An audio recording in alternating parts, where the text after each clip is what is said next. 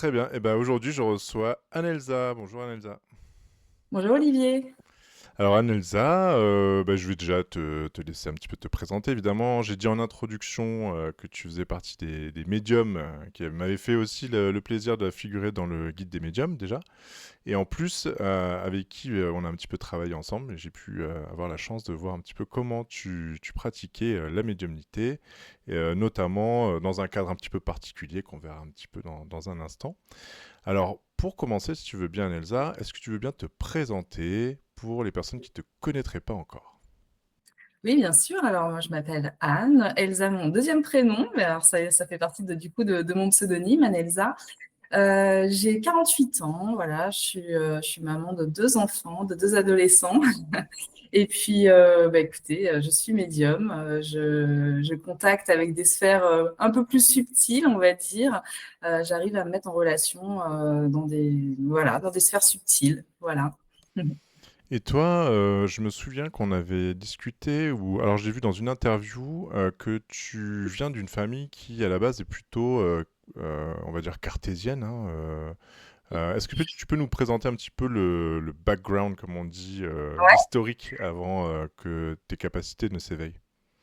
Oui, oui, pas de souci. Moi, je me définirais aussi comme quelqu'un de cartésien, hein, c'est-à-dire que moi, j'ai fait un bac S, j'ai fait des études de sciences pour commencer. Effectivement, j'ai grandi dans un milieu où mon papa était médecin et ma maman, elle était prof de sciences en collège, prof de SVT. Donc, à la maison, c'était plutôt, voilà, je crois que ce que je vois et tout ce qui était un petit peu ouais, occulte, ça, mes parents mettaient plutôt ça de côté en disant que c'était pas possible ou que c'était trop marginal pour eux. Mais ils ont quand même été un peu bousculés dans leur certitude parce qu'ils avaient des amis qui étaient aussi cartésiens, parce que lui, il était archéologue, hein, ce monsieur, et il travaillait dans la vente de matériel médical. Mais ils étaient très connectés, en fait, hein, très connectés avec des sphères subtiles. Et puis, ils leur ont fait faire des petites expériences quand j'étais enfant et jeune adulte. Je crois que mon père, un soir, je ne sais pas si je peux raconter l'anecdote du coup, mais je devais avoir 22, 23 ans à peu près, et c'était un soir de Nouvel An. Donc je rentre, tu vois, un petit peu éméché, on va dire, mais surtout je vois mon père qui était réveillé dans le salon. Et alors ça m'a un peu dégrisé d'un coup, et donc j'ai été le voir pour savoir un peu comment s'était passée sa soirée. Et en fait, il avait un air mais complètement ahuri, quoi. Il dit, écoute, il s'est passé un truc, c'était incroyable.